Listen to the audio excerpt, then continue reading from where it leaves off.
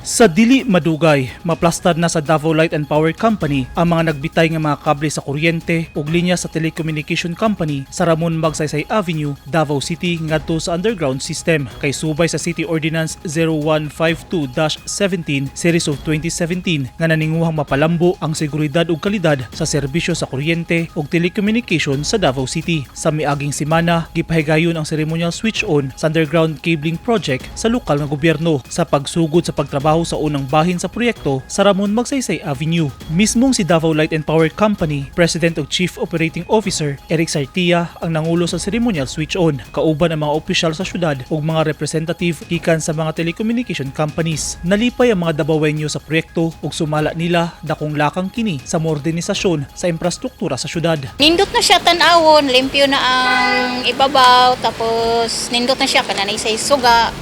Di pare sa una nga pangit tan-awon, kay hugaw tan-awon ang ibabaw ba kay ang mga wire naglambud-lambud. Karon limpyo na siya. Lipay kaayo. Kay landag na imong pananaw. Medyo limpyo gid siya tan-awon, sir. Walang medyo same na siya sa Singapore kasi dati bugo Singapore trabaho. Nani migapol ang style underground cable ba. So kung mapuno ni ginani tanan nindot na tong siyudad dato.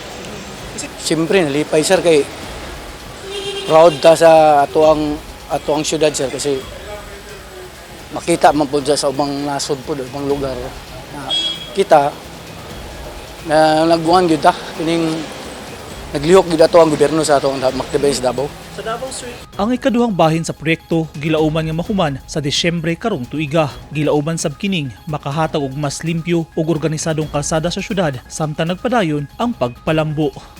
Eugene Hinutan, Newsline Philippines. Stay safe.